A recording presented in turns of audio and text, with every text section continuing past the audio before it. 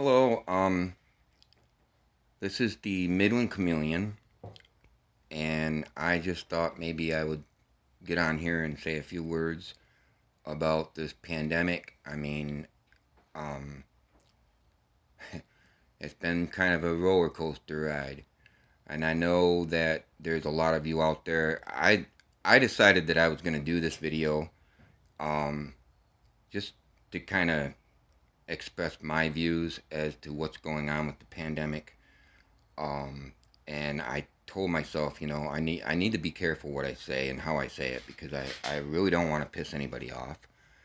I don't really want to offend anybody, but you know what? If I do, sorry, you know, I have a view, I have an opinion like everybody else, and we are entitled to our opinions. And it's crazy to think that America is going to become a country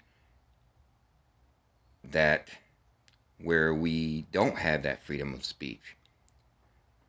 And it's getting pretty bad out there now. It's getting to where, our rights are literally being taken away from us day after day after day.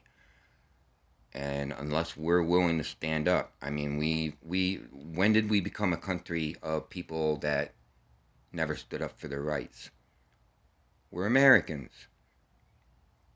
You look at the history of this country. We are the land of the brave and the home of the free. And enough is enough. Why, like the Democrats,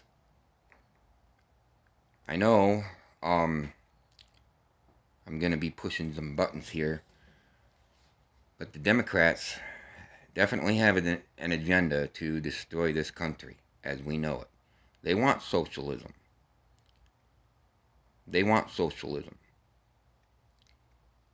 Now, I just don't understand how, the Democrats, they have half this country supposedly deceived into believing something that is a total lie. And when it comes time to vote, we need to vote with our hearts and not necessarily with our brains. Because our brains are going to tell us, you know what, maybe some of this stuff, it's like, I know what feels good to me, and I'm going to go ahead and do what feels good to me. Sometimes having everything that you want all the time is not always a good thing. Because it makes you lazy, makes you want to sit on your ass and not do anything. We're Americans. I want to work. I want to go back to work. I don't want to be sitting on my butt. It makes me look bad. But the few applications that I put in, I've got no phone calls. Not even the benefit of a phone interview. Okay? So, if the jobs are out there, and I know they're out there, and I know eventually somebody's going to call me, and I'm going to get a job, I want to go back to work.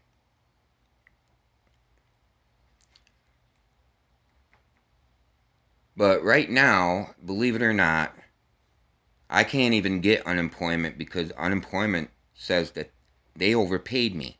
And now they want me to pay back on a mistake they made in their office. They're expecting me to make $100 a month payments back to them. And I'm not even working right now. And they've cut me off already. So where am I going to get this money to pay them back? It's just retarded.